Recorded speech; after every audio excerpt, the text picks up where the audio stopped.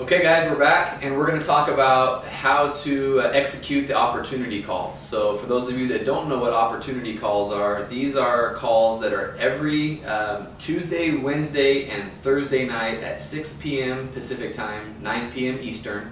Tuesday is actually a healthcare professional specific call, so if you ever got anyone interested in more the scanner, Healthcare Pro, Tuesday night's a great call for that. Wednesday night is actually a Generation Y call, so some of the younger leaders in the company. In fact, I'll actually be doing the second Wednesday of every month's call, and then Thursday it's just usually a Team Elite or a Blue Diamond that's doing that call. And these are just fantastic calls to put people on because it's a third-party validation from people already having success in the business.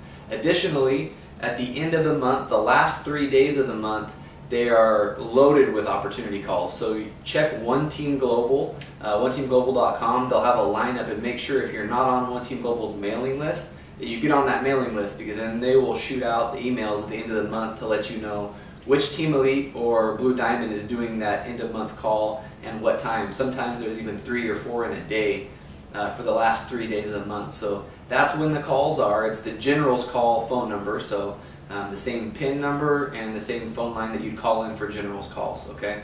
And what we do with this as an exposure is going to be very similar to what Brett talked about on the webinar and how we set that up. So what we want to do is we're going to put someone on these calls. They're about 30, somewhere between 20 and 30 minutes.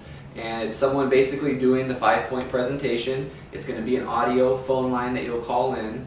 And we're going to set this up with a 3-way call with our upline partner as soon as the call is over. So we always want to make sure we're doing that as a habit. Those 3-way calls are so powerful, something that I learned very early on in the business.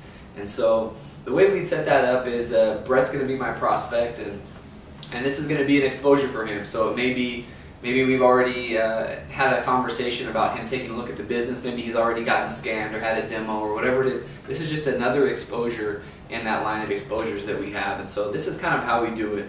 What I'm going to ask Brett to do is to be available at one of the times for these opportunity calls. So we'll just pretend it's going to be Thursday night at 6 o'clock for the op call.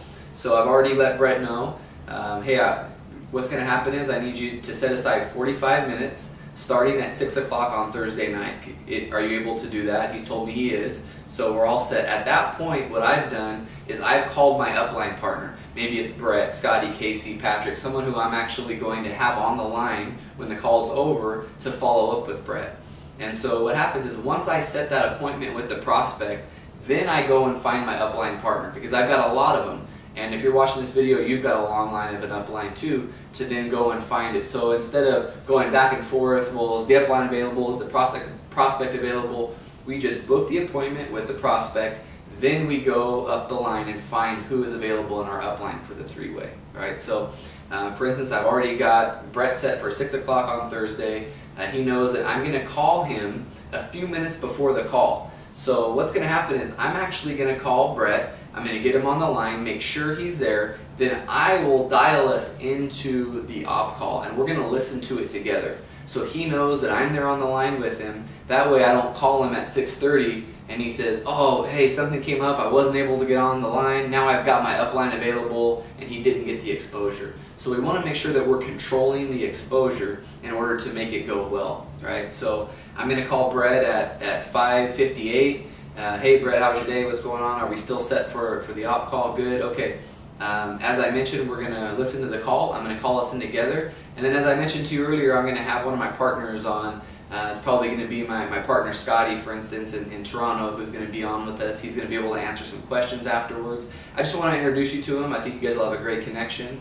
And he was also in the restaurant industry, whatever it is. And then we'll go from there. So sound good? Great. Cool. So this is kind of how that would look. If I'm calling Brett, let's just say it's 5:58 on Thursday, we're all set for the op call. I've got Scotty ready to do my 3-way for me at 6:30. So here we go, ring ring.